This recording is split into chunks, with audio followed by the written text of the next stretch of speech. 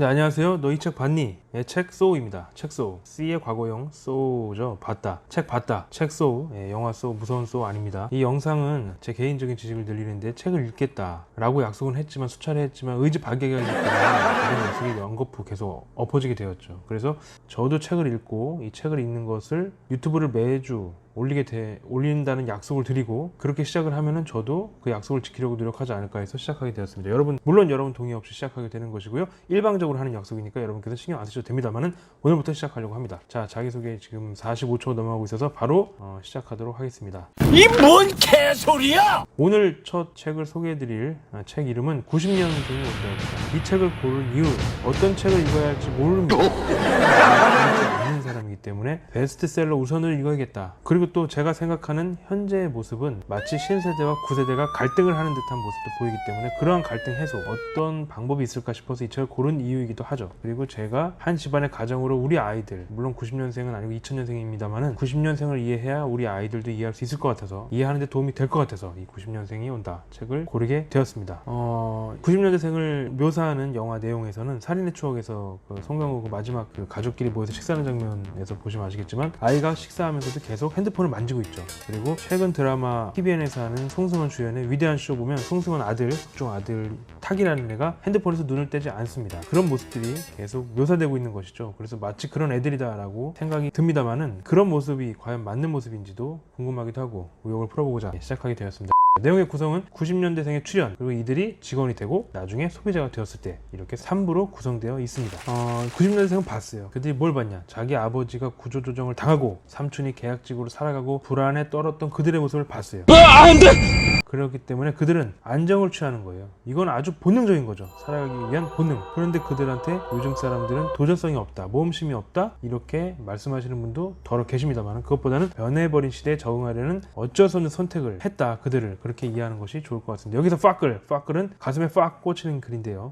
이게 무슨 소리야! 파클은 변한 것은 세대가 아니라 시대다. 이 말을 곱씹어 보면 어떤 말인지, 왜 가슴에 와닿는지 알 수 있을 것 같아요. 90년대생은 축약을 많이 합니다. 축약. 우리는 기껏해야 예전에 천재, 천하의 재수없는 놈, 바보, 바다의 보배 이런 거 했지만, 그리고 또 반가워의 반가 이런 거 했었지만 요즘 애들은 다릅니다. 마더 어택, 파더 크리 들어보셨습니까? 갑작스럽게 부모님이 기습하는 거죠. 침입하는 거죠. 이런 걸 마더 어택, 파더 크리라고 하고, 레어템, 구하기 힘든 상품을 구했을 때, 득템, 그러한 상품을 얻었을 때, 그렇게 레어템, 득템. 아무튼 입만 벌리면 거짓말이 자동으로 나와. 레어템은 구하기 힘든 상품, 득템은 그러한 레어템을 구했을 때 득템이라고 합니다. 심지어 문화상품권은 문상, 고기 뷔페는 고부, 아는 아이스 아메리카노, 뭐 이렇게 표현하기도 하죠. 합성어도 씁니다. 밥 블레스 유, 갓 블레스 유, 뭐 신의 축복이 있기를, 이런 거를 밥 블레스 유라고 바꿔서 합성어를 하기도 하죠. 왜 이렇게 축약하고 합성을 하는 걸까요? 줄임말이 주는 재미가 있습니다. 즐거움이 주는 것도 있죠.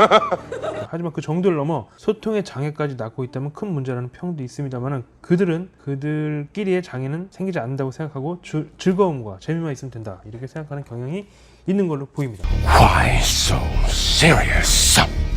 또 그들은 긴 걸 싫어합니다. 예를 들어 스압이라는 게 있죠. 스크롤 압박의 준말입니다. 스크롤을 내려서까지 글을 읽어야 될 경우 스압을 읽지 못한다, 세 줄을 요약 바란다, 이런 형태로 축약을 하기도 합니다. 그들이 글을 읽을 때는 F자 형태를 읽는다고 해요. 머리뿐만 읽고 가운데 쭉 아래로 읽다가 가운데 한 줄만 쓱 읽는, 듬성듬성 내려 읽는 것이라고 합니다. 우리는 뇌의 구조가 사실 독서에 맞지 않는다고 해요. 빠르고 간결한 거, 그런 것들을 좋아합니다. 그래서 유튜브나 소셜미디어를 사용하죠. 그들의 삶을 모바일 라이프라고도 합니다. 모바일 화면이 더 익숙하기 때문이죠. 모바일 화면에 맞는 문화가 등장하기도 합니다. 초단편 소설이라고도 하죠. 그래서 초단편 소설이 때로는 유행을 불러일으키기도 합니다. 장대익 서울대 교수는 2017년 국회에서 발표한 독서와 시민의 품격에서 뇌는 본래 독서에 적합하게 진화하지 않았다, 사람들이 계속 독서하는 이유는 가져다주는 이익 때문이다 라고도 말씀하신 적이 있습니다. 그렇다면 원래 우리는 빠르고 간결하고 재미있고 이런 걸 추구하는 인간인지도 모르겠습니다. 하지만 우리가 그때까지 독서 이런 것들을 중시했던 것은 그거에 따른 이득, 뭐 지식의 이득이겠죠. 지식에 따른 재미 이득이기도 하죠. 그렇기 때문에 참고 독서를 했다는 것이죠. 90년대생에는 중요한 것 중에 하나는 재미입니다. 재미.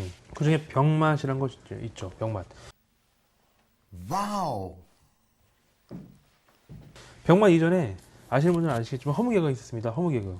딱 들으면 그냥 허무한 거. 뭐 예를 들어 경찰서의 반대말은 경찰 앉아. 비가 자신을 소개할 때 쓰는 말은 나 비야, 뭐 이런 게 있었습니다. 아침 해가 빛나는 하지만 여기다가 더 형편이 없어야 돼요. 어이가 더 없고 맥락도 없고. 그래서 요즘 박준영 씨의 왓썸맨이 뜨는 것이고요. 맥락이 없고 어이없기도 하죠. 그러한 모습에서 재미를 얻게 되고 재미를 통해 자아실현을 하게 된다고 보는 것입니다.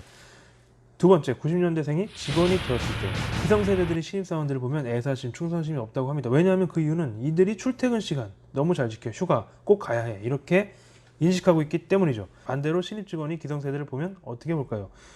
회사에 어떻게든 살아남기 위해 미련을 버리지 못하고 충성하는 꼰대들, 이렇게 본답니다. 왜냐?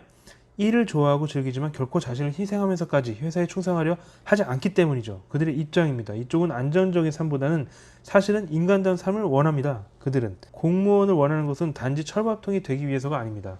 법이 정한 테두리, 즉 법정 근로시간에 따라 일하고 쉴 때는 쉬는 삶을 영위하고 싶다는 것이죠. 즉 일과 삶의 균형을 적극적으로 요구하는 세대입니다. 그럼 기성세대들이 묻습니다. 일은 언제 해? 그렇게 출퇴근 시간 다 지키고 휴가 다 가면 일은 언제 해? No, God! 90년대생은 말하죠. 형식에 빠져서 낭비되는 시간을 줄이면 된다. 내가 상관한테 보고해야 되는 보고서가 41번 수정된 적도 있고 내가 끼어야 될지 모르겠는 회의에도 여러 번 참석하느라 시간을 소비했다는 것이죠. 그런 시간을 소비하지 말고 시간을 효율적으로 써야 한다는 게 그들의 의견입니다. 그러면 기성세대들이 강한 통제 방식으로 관리하면 되는가요? 그런 통제 방식이 통하지 않는 세대입니다. 예전에 마시멜로 이야기라는 책이 베스트셀러가 됐었죠. 그 책의 중심은 참을성이 강하면 성공한다는 거죠. 마시멜로를 줬는데 참고 있으면 갖다 와서 두 개를 주겠다. 참은 애들은 대부분 잘 살더라. 뭐 그런 내용입니다. 하지만 여기에 맹점이 있었죠. 불안정한 환경에서 자란 아이들은 먹는 것이 남는 것이라는 생각을 하게 됩니다. 단지 연구자의 말을 믿지 못해서 그날따라 유난히 배가 고파서 그 마시멜로를 2개 주겠다는 걸 기대하지 않았을 수도 있다는 것이죠. 통제, 참을성이 강하면 성공한다는 말을 역설하는 것이죠. 버텨라, 참아라, 이런 말만을 강요하지 말고 무조건적인 강요보다는 언제까지 기다려라, 왜 기다려야 하는지 자세한 설명을 해주는 겁니다. 예전에 우리들을 보면 무슨 일 있으니까 거기까지 기다려, 그 시간까지 기다려, 안 왔네, 오후까지 기다려, 몇 시까지 기다려야 합니까? 물어보면 야 몰라, 내가 아니야, 그냥 기다려, 이렇게 뻗치기 많이 했죠. 그런 짓은 하지 말아야 했는데. 하지만 요즘 아이들한테는 이러이러해서 상황이 바뀌었으니까 그 시간까지 좀 기다려야 한다, 이렇게 자세한 설명해야 한다는 것이죠. 그래서 워라밸을 중시했습니다. 지금은 워크 앤 라이프 하모니를 중시하죠. 워라밸은 거래관계라는 것이죠. 일하면 쉬어라, 마치 일을 했으니 내가 이 시간 쉬어야 한다, 그게 아니라 일과 삶이 조화를 이루어야 한다는 워크 앤 라이프 하모니. 이 짧은 영어도 왜 안 되지? 워크 앤 라이프 하모니가 요즘에 추세되는 겁니다. 예를 들어서 머리가 복잡해, 내가 회사에서 근무하다가 노트북 들고 나가서 카페에서 근무를 해도 되는 거죠. 그런데 퇴근 후에 또 급한 일이 터졌어요. 그럼 회사에 남지 않아도 집에서 할 수 있는 일, 이렇게 일과 삶을 조화롭게 하는 거, 그런 것들이 중요하다고 생각하는 겁니다. 자, 세 번째, 90년대생이 소비자가 되었을 때입니다. 호갱이라는 말 아세요? 호구하고 고객님을 합한 말이죠. 이 말은 대리점이나 휴대폰 판매점을 중심으로 소비자들에게 할부 원금을 과도하게 적용하는 계약에 넘어간 고객을 말합니다. 저도 얼마 전에 핸드폰 했지만 약정 할인의 기변을 바꾸면 뭐 얼마를 지원해주고 이렇게 지원해주는 대신에 6개월 요금제를 써야 하고, 사실 자세히 더 해보면 뭐 별 할인 받는지도 잘 모르겠습니다. 어떤 게 할인인지 잘 모르겠고, 하지만 이것을 언변을 통해서 할인을 많이 해주는 것처럼 꾸미는 경우도 있다는 거죠. 아직도 이런 구시대적인 발상으로 소비자들을 농락하려고 하니까 기성세대가 많이 발품을 팔아서 싼 가격을 알아보는 반면에 요즘 사람들은 다나와 에누리 같은 최저가 비교 사이트를 사용합니다. 하지만 요즘엔 또 저가용 미끼 상품을 상위에 올려둬서 싼 물건을 비싸게 구입하는 방법을 사용하기도 한다고 하니까 조심해야 하죠. 하지만 요즘 90년대생들은 호갱이 아닙니다. 이러한 미끼에 넘어가지 않는 것이죠. 완전 옛날에는 고객 만족이 중요했지만 그 다음 세대는 고객 감동이 중요했고, 지금은 번거로움을 제거하는 게 가장 중요하다고 합니다. 번거롭지 않고 신속하게 처리하는 것을 좋아하는 거죠. 다시다 이런 게 잘 안 팔린다고 하죠. 하나만 넣으면 해결할 수 있는 조미료, 이런 것들이 많이 팔린다고 합니다. 이들은 또 전화 상담을 꺼려합니다. 왜? 번거롭기 때문입니다. 대면 기피? 뭐 이런 것도 있을 수 있겠지만 대면 기피보다는 번거롭기 때문이죠. ARS를 거쳐서 몇 번의 절차 단계를 거치고 또 상담원을 거쳐야 하는 이러한 단계, 절차가 번거롭기 때문입니다. 그래서 서울시에서는 다산 콜센터 120을 했죠. 여기 전화하면 다 됩니다. 옛날에는 각 지자체에 다 전화했지만 120 통합센터가 생기면서 여기에 전화하면 모든 민원이 거의 다 해결이 되는 거죠. 젤루 좋아.